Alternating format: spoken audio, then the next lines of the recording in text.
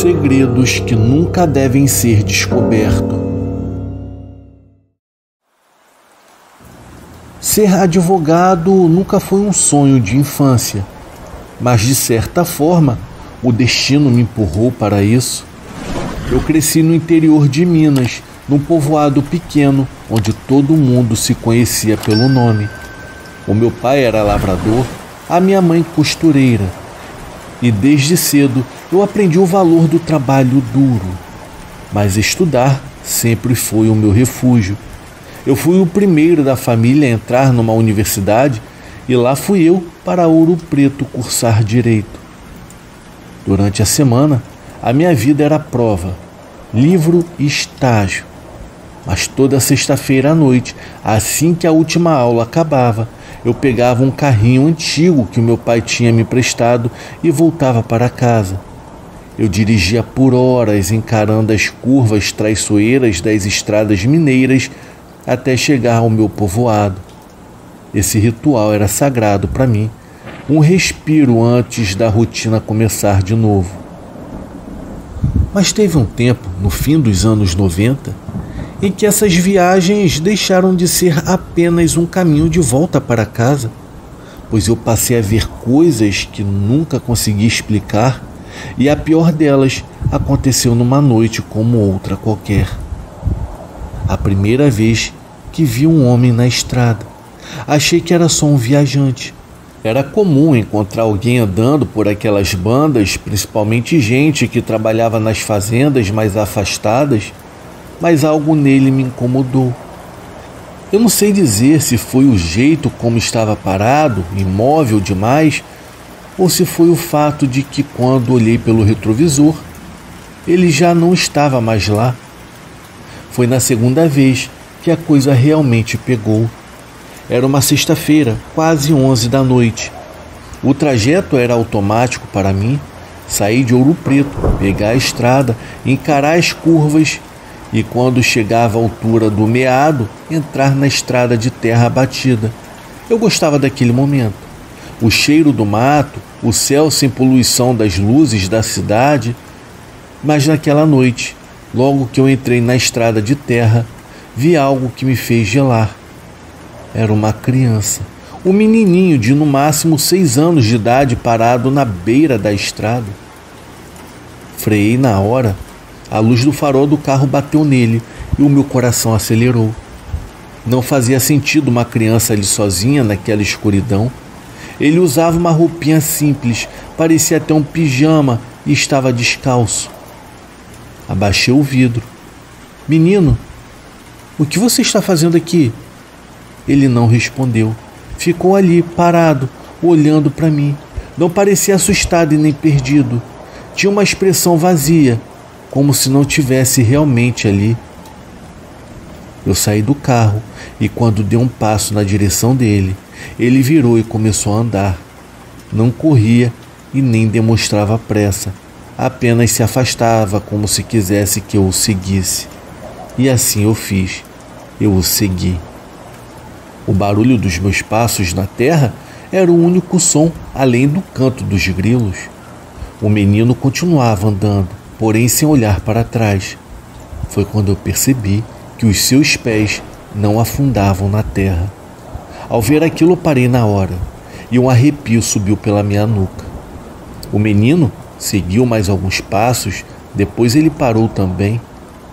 Foi aí que, muito lentamente, ele foi virando seu rosto na minha direção e em seguida sorriu.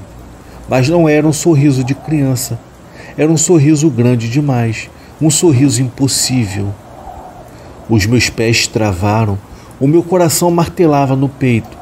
E então, num piscar de olhos, ele desapareceu. Eu fiquei ali parado por alguns segundos tentando entender o que tinha acontecido. O meu corpo inteiro dizia para eu correr, mas as minhas pernas pareciam feitas de chumbo. Quando finalmente eu consegui me mexer, voltei para o carro, quase tropeçando em mim mesmo. Eu entrei, tranquei as portas e acelerei dali o mais rápido que pude. Cheguei em casa ainda tremendo. O meu pai me olhou e franziu a testa. "O que foi, filho? tá branco igual a vela. Me sentei na mesa tentando recuperar o meu fôlego. Eu vi um menino na estrada. O silêncio na cozinha ficou pesado. O meu pai trocou um olhar rápido com a minha mãe. Como é que era esse menino? Ele perguntou bem sério. Eu descrevi do jeito que consegui e quando terminei, o meu pai suspirou e balançou a cabeça. É melhor você não parar mais naquela estrada, Ulisses.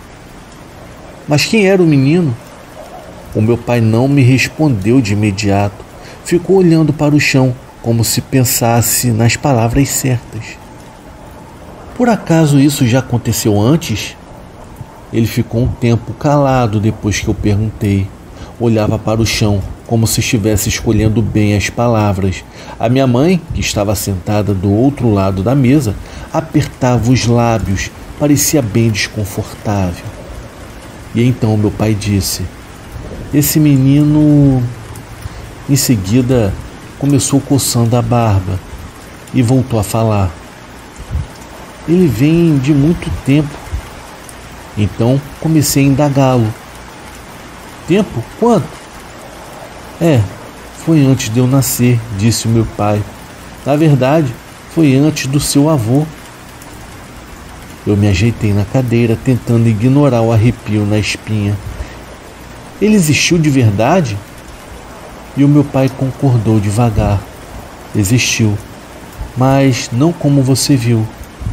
A minha mãe então suspirou, se levantou murmurando e disse que ia preparar um café. O meu pai esperou ela sair da cozinha antes de continuar a falar. Então, meu filho, isso foi há muito tempo atrás. Ele disse, baixando um pouco a voz. Havia um fazendeiro por essas bandas, homem muito rico, mas sem filhos. Criava um menino como afilhado, um bastardo pelo que diziam. O povo falava que o menino era filho dele, mas com amante. Eu fiquei quieto ouvindo.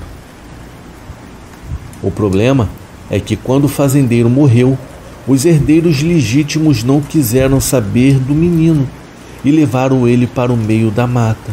Disseram que não era de sangue e o garoto sumiu e nunca mais encontraram o corpo. O meu pai pegou um copo d'água na mesa e bebeu devagar. E ele então continuou falando. Desde então, de vez em quando, aparece alguém dizendo que viu esse mesmo menino na estrada. Foi gente como você, que parou o carro para tentar ajudar o menino, mas que isso nunca dá certo. Ao ouvir aquilo, engoli seco. Nunca dá certo? Como assim? Ele me olhou nos olhos bem sério e disse: é que algumas pessoas somem, outras aparecem longe, confusa, sem saber como chegaram lá, e algumas voltam erradas. Erradas como, pai? O meu pai não respondeu de imediato. Deu mais um gole na água e começou a falar. Você se lembra do seu Elias? Aquele que morava perto da venda do seu Zé? Bom, eu assenti com a cabeça, confirmando que sim, que eu me lembrava. Ele viu o menino, isso foi lá nos anos 60. Dizem que ele seguiu ele lá pelo matagal, igual você tinha feito. Mas quando voltou, ele voltou falando uma outra língua. Na hora eu arregalei os meus olhos. Outra língua? Sim, era um latim esquisito, misturado com palavras que ninguém entendia. Ficou assim por quase um ano e depois ele morreu. O silêncio pesado se instalou entre nós. O meu pai então suspirou e falou comigo: é melhor você não mexer com isso, Ulisses. Tem coisas que não é para a gente entender, e essa é uma delas. Olhei para a mesa tentando processar, pois uma parte de mim queria saber mais. Perguntar quem eram os outros que tinham visto o menino e tentar ligar os pontos. Mas a outra parte, a que ainda sentia o gosto amargo do medo na boca, preferiu deixar quieto. Eu fiquei ali calado, olhando para o copo vazio na mesa. O meu pai então não disse mais nada e a minha mãe voltou com o café e mudou de assunto. Era como se o que havíamos conversado nunca tivesse existido. E talvez fosse assim que devia ser. Tem coisa que o povo daqui aprende a aceitar sem precisar entender. Já na semana seguinte, quando eu voltei para Ouro Preto, escolhi um caminho mais longo, evitando assim aquela parte da estrada de terra. Eu perdi quase 40 minutos a mais na viagem, mas eu não me importei. Nunca mais eu quis passar ali durante a noite e nunca mais eu quis saber o que acontece com quem segue o menino até o fim. Boa noite.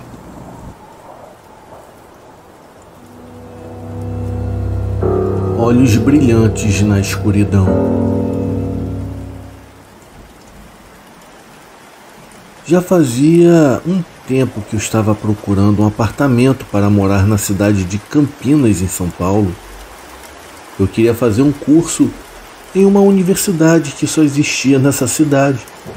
O meu orçamento não era tão alto, então por meio de contatos e conhecidos, eu cheguei a uma casa em um bairro irregular, em uma das áreas talvez mais esquecidas, mas curiosamente cheia de uma sensação misteriosa. Eu cheguei com as minhas coisas em uma tarde de sábado. A senhoria me entregou as chaves da casa e explicou como fechar a porta principal, que estava torta e precisava ser levantada com força para trancar. Ela me mostrou os 2 quartos disponíveis, a pequena sala e uma sala de jantar, um banheiro que estava cheio de aranhas e outros animais rastejantes. Eu não pude reclamar, pois era o que eu podia pagar naquele momento. Além disso, a senhoria comentou que no passado teve problemas com uma vizinha devido ao barulho, mas que depois tudo foi resolvido. Ela também aproveitou para me recomendar silêncio. Bom, eu entrei no que seria o meu quarto, abri as cortinas e as janelas para deixar o ar entrar e percebi que bem em frente havia uma outra casa semelhante à que eu alugaria. Parecia que ninguém vivia lá, mas antes que eu pudesse olhar melhor, a minha senhoria fechou as cortinas na minha frente e disse que não era bom ficar olhando para a casa da frente. Ela contou que antes morava ali um casal mais velho com a filha que aparentemente tinha uma grave deficiência mental, pois agia de maneira estranha. Eles haviam se mudado para um outro lugar. Na hora eu não soube o que dizer, apenas concordei com a cabeça e comecei a desfazer as malas. Eu não havia levado muita coisa, mas tinha o essencial para começar a minha vida de estudante. Depois de arrumar tudo, saí para dar uma volta e conhecer os arredores da minha nova casa. Eu não me sentia desanimado com a moradia, muito pelo contrário, eu estava animado para finalmente me tornar independente. Voltei um pouco tarde, jantei no centro da cidade e, para economizar a passagem, decidi voltar caminhando. E quando eu cheguei em casa, olhei no relógio, já eram quase meia-noite. Abri a porta conforme a minha senhoria havia me ensinado, entrei no quarto e comecei a me preparar para tomar banho. Mas de repente, eu tive uma sensação inquietante de que alguém estava me observando. Um arrepio estranho percorreu toda a minha nuca e desceu pela minha espinha. Eu até cheguei a pensar que um animal tivesse entrado na minha roupa. Eu tirei a camisa para verificar, mas não encontrei nada. Eu fiquei em silêncio por alguns segundos e me preparei para tirar as calças. Mas novamente aquela terrível sensação me atingiu até os ossos. Era algo inexplicável. Uma sensação de sufocamento que me tirava o fôlego. O mais desesperador era que eu não sabia o que poderia estar causando aquilo. E foi nesse momento que eu senti um impulso de olhar para trás da cortina da janela. E quando eu olhei para a casa da frente, eu vi a silhueta de uma mulher e os seus olhos eram brilhantes, que não desviavam o olhar do meu quarto. Ela parecia murmurar algo, mas pela distância eu não conseguia ouvir, apenas via seus lábios se movendo. Naquele mesmo momento, O meu corpo estremeceu pela terceira vez, a ponto de eu cair para trás. Me levantei assim que pude, mas percebi que a mulher já não se encontrava mais naquele local. O ambiente ao meu redor mudou de repente, e uma sensação de alívio havia tomado conta de mim. Sem dúvida, aquela presença estava causando algo estranho em mim, como se fosse um feitiço que me atingia apenas com o olhar. Eu até tentei me acalmar e fechei as cortinas para que ela não pudesse mais me ver. Esforcei-me para pensar em outras coisas, para assim me distrair do que havia acontecido. No entanto, aquela mulher havia deixado uma forte impressão em mim, tanto que quando finalmente eu dormi, eu tive pesadelos com ela rondando a minha casa, andando por cada um dos cômodos e carregando uma caixa preta nas mãos. Acordei muito agitado e vi que ainda não havia amanhecido. Olhei o relógio, eram apenas 4:30 da madrugada. Foi quando o arrepio percorreu a minha espinha novamente, mas dessa vez foi causado por um vento gelado. Virei-me aterrorizado e percebi que a cortina do meu quarto estava bem aberta. Mas eu tinha certeza que eu havia fechado. Aproximando-me para fechá-la novamente, foi então que a vi mais uma vez. Meu Deus do céu, os seus olhos brilhantes estavam fixos no meu quarto. Eu até tentei ignorá-la, mas algo dentro de mim não permitia. E depois de muito esforço, eu consegui enfim fechar as cortinas e ao fazer isso, eu senti um arrepio ainda mais intenso do que os anteriores. Cobri-me com meu cobertor e tentei esquecer. Foi então que eu percebi que saía vapor da minha boca. Eu não me lembrava de estar tão frio assim antes, mas dentro do meu quarto a temperatura estava congelante. Foi quando eu decidi dormir em um outro cômodo da casa. Curiosamente, o ambiente ali parecia normal e consegui dormir rapidamente. Quando foi no dia seguinte, quando eu acordei, não pude acreditar no que eu via. As cortinas estavam abertas novamente, mas para o meu alívio, a mulher da outra casa não estava lá. Eu sabia que eu não podia deixar as coisas assim, então decidi ir até aquela casa e confrontar a tal mulher. Bati na porta por várias vezes, mas ninguém atendeu. Eu continuei insistindo por alguns minutos, porém sem resposta. Foi quando uma vizinha se aproximou e perguntou se por acaso eu estava precisando de algo. Contei a ela sobre a mulher que eu havia visto na noite anterior e o quanto aquilo havia sido perturbador.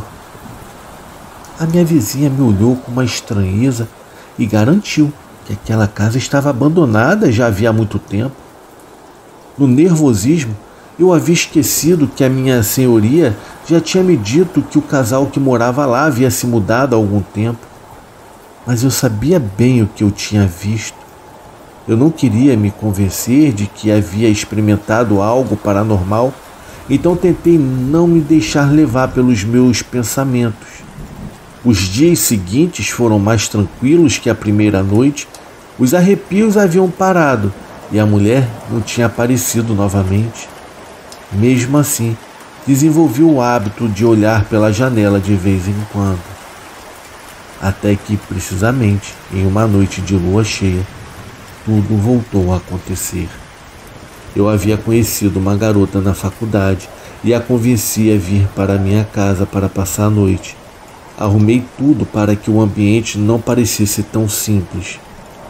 Quando chegamos, convidei-a a entrar e se acomodar.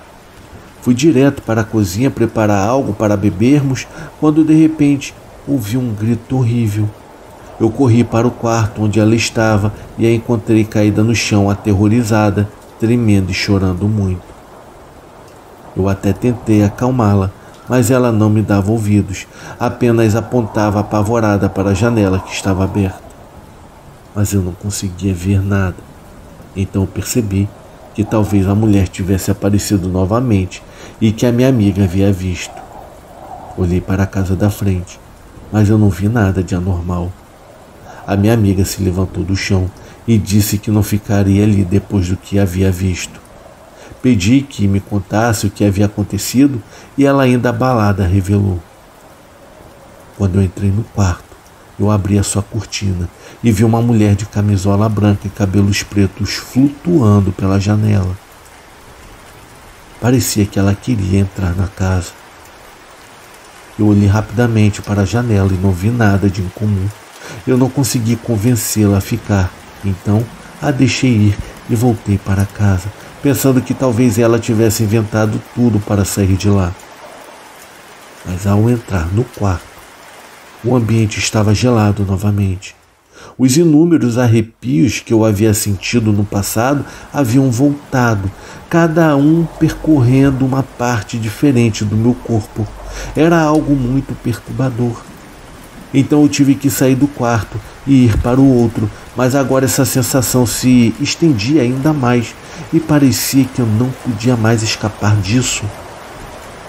Eu estava expirando vapor devido ao intenso frio do ambiente. Eu até me aproximei do fogão para acendê-lo e fazer um pouco de café para assim me aquecer, mas eu tive bastante dificuldade em acendê-lo. Eu não sabia se era por causa do frio ou pelo vento gelado que eu sentia ao meu redor. De repente, eu senti algo bater nas minhas costas. Desconcertado, olhei para trás sem saber o que fazer e vi que as luzes estavam apagadas. Então, eu não podia distinguir claramente o que causou aquela sensação. Rapidamente levantei a mão e consegui agarrar algo carnudo e com ossos, e ao me virar, percebi que era um pé. Eu não conseguia acreditar no que eu estava segurando, mas ao levantar a cabeça, vi que o resto do corpo estava levitando em cima de mim até o pescoço, já que parecia que a cabeça estava afundada no teto. Sem pensar duas vezes, eu saí correndo daquele lugar, liguei para o meu pai que veio me buscar e me levou para casa. No outro dia, eu voltei lá junto com ele e o meu irmão para buscar as minhas coisas e nunca mais retornei para aquele lugar maldito. Atualmente, sei que aquelas casas, tanto a que eu morei quanto a que fica em frente, ainda estão de pé e são as únicas que não foram reconstruídas ou reformadas. Elas mantêm o mesmo aspecto de quando eu fugi de lá. E pesquisando pelos arredores, eu vi que algumas pessoas presenciaram durante a noite e durante a madrugada uma mulher de branco levitando de uma casa para outra. Na hora eu acreditei, pois foi essa mesma mulher que eu presenciei por algumas vezes e que foi a mesma mulher que me fez fugir dali daquela casa para nunca mais voltar. Boa noite.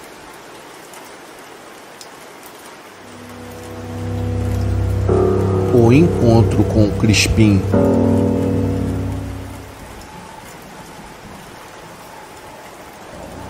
Olá, eu me chamo João Macedo, eu tenho 66 anos de idade. Eu não sei ler e nem escrever, então o meu filho está escrevendo este relato. Eu sou do Rio Grande do Norte. O caso aconteceu quando eu era mais novo, por volta dos meus 19, 20 anos de idade.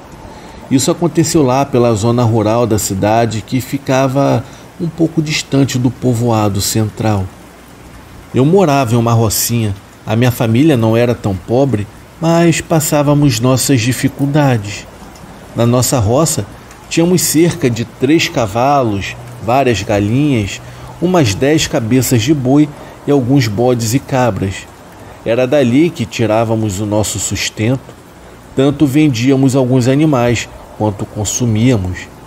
A minha mãe então decidiu começar uma plantação de milho. Dizia que ia dar certo. Eu nunca havia estudado, pois não tive nenhuma oportunidade. Então meu dever era ajudar na roça junto com meu pai, enquanto as minhas irmãs ajudavam a minha mãe nas tarefas de casa. Em um certo dia, eu fui sozinho até o lago para me banhar. Já era tardezinha, quase perto da boca da noite. Tirei as minhas vestes e entrei na água. Quando eu terminei de me banhar, já estava escuro, mas a lua iluminava tudo. Ao longe, eu vi um menino que aparentava ter seus 12 anos de idade. Ele estava sem camisa e era escuro feito a noite. Ele veio em direção ao lago, me viu e me cumprimentou. Como a minha mãe me ensinou a ser educado, o cumprimentei de volta. Ele parou de andar e me perguntou para onde eu estava indo. Respondi rapidamente que para casa. Então, com um olhar curioso, ele perguntou onde era. Como eu vi que era apenas uma criança, apontei o meu dedo na direção da minha casa e expliquei onde ficava. Ele apenas sorriu e disse: "Tchau." Eu fiquei confuso, mas continuei o meu caminho, cantando algumas cântigas antigas. Quando eu cheguei na roça, ajudei o meu pai a colocar os bichos para dentro do cercado e em seguida entramos em casa. Jantamos e, como vocês sabem, o povo do interior dorme cedo. Mal batia 8 horas e já estávamos no 10º sono. Eu acordei bem cedo, antes de todos. Peguei os restos de comida, misturei com grãos de milho e arroz e joguei para as galinhas. Soltei o gado e as cabras para se alimentarem da grama. Fui até o poço d'água que tínhamos, enchi todos os potes que faltavam. E nesse meio tempo, todos em casa já haviam acordado. O meu pai ficou bem feliz com o serviço adiantado. Foi aí que me lembrei do menino que tinha visto no lago no dia anterior. Ele era bem pretinho, com cabelos pichain e bem baixinhos. Só consegui enxergar isso nele. Não comentei com ninguém, pois pensei que nunca mais o veria e, se visse, apenas o cumprimentaria. Os meus pensamentos foram interrompidos pelo meu pai, que me pediu para ir até o povoado comprar algumas coisas. Então peguei um dos cavalos e, antes de sair, o meu pai olhou bem nos meus olhos e disse em tom bem sério: "Só volte quando trouxer tudo." Eu respondi que tudo bem e comecei a cavalgar até o povoado.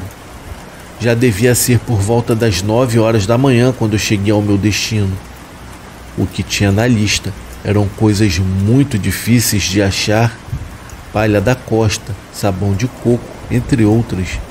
Lembro bem porque naquela época realmente era complicado encontrar essas coisas. Rodei a cidade inteira. Como não era tão grande, tive que ir até um povoado mais à frente para encontrar tudo. Mas por sorte eu consegui. Passei o dia todo com fome, pois não tive tempo nem de almoçar. Então, peguei o caminho de volta, já com a lua começando a surgir. Quando cheguei no primeiro povoado, vi uma mulher vendendo milho assado.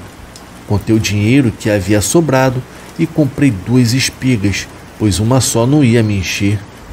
Comi rapidamente, mas ainda assim não fiquei totalmente satisfeito. Subi no cavalo e saí do povoado. Enquanto eu cavalgava para casa, vi aquele mesmo menino. Ele parecia seguir na mesma direção que eu. Parei o cavalo e ofereci uma carona, e ele aceitou. Porém, quando foi subir no cavalo, o bicho começou a ficar inquieto. Eu até tentei acalmá-lo, fazendo carinho em sua cabeça, até que finalmente o menino conseguiu subir, mesmo com a agitação do animal. Enquanto cavalgávamos, perguntei onde ele iria ficar. Ele respondeu que me diria mais à frente.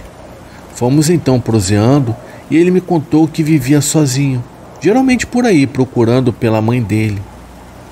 Eu não quis tocar muito no assunto e, para mudar de conversa, perguntei onde ele morava. Ele me disse que era só um pouco mais à frente. Durante o trajeto, perguntei o seu nome e ele respondeu: Crispim. Na hora o meu coração gelou. Quando chegamos perto do lago, ele pediu para parar, dizendo que morava ali. Eu comecei a tremer de medo e mentalmente pedi que ele descesse logo. Porém, para o meu azar, ele olhou para mim e disse: "Vamos para a sua roça? Quero conhecer seus bichos." O tom de voz grave que usou me arrepiou até os cabelos do corpo. Foi aí que o pesadelo começou. Ele começou a bater no cavalo e o animal saiu em disparada para a nossa roça. Aquela coisa ficava gritando: Ave a cavalo, que o Crispim tá aqui! O medo tomou conta de mim. Eu me agarrei ao cavalo, fechei os meus olhos e nem quis saber mais para onde estávamos indo. De repente o cavalo deu um pulo enorme. Eu abri os meus olhos e vi que ele estava pulando a cerca de casa. O meu pai estava do lado de fora e viu todo aquele alvoroço. Aquela criatura continuava gritando: ave a cavalo, que o Crispim tá aqui! Quando eu cheguei perto de casa, pulei do cavalo, sacolas e tudo me jogando no chão e me machucando. O pobre cavalo estava fora de controle. O meu pai correu até a mim, me pegou pelo braço e me levou para dentro de casa. Trancamos todas as portas e ficamos bisbilhotando pela janela. Aquilo acabou mexendo com todos os animais da roça. Pisoteou a plantação de milho da minha mãe, destruiu tudo e soltou as galinhas, e alguns animais tiveram as patas pisoteadas. Porém, quem mais sofreu foram os 3 cavalos, porque ele ficava trocando de um para o outro. Os relinchos se misturavam com os gritos daquela coisa durante toda a noite. Eu expliquei para o meu pai o que havia acontecido e ele entendeu perfeitamente. Disse que estava tudo bem. Aquilo só foi parar quando a primeira luz do sol surgiu no horizonte. O menino desapareceu levando um dos cavalos junto com ele. Tivemos um grande prejuízo. Nos dias seguintes, aquela coisa continuou passando, correndo com o nosso cavalo na estradinha de terra, mas não pulava a porteira e nem as cercas. Com o tempo, nada mais aconteceu. Poucos anos depois, com medo daquilo acontecer de novo, nos mudamos para o povoado e vendemos nossa roça junto com tudo que tinha nela. Esse foi o relato que aconteceu comigo e com a minha família. Obrigado pela oportunidade e tenham uma ótima noite.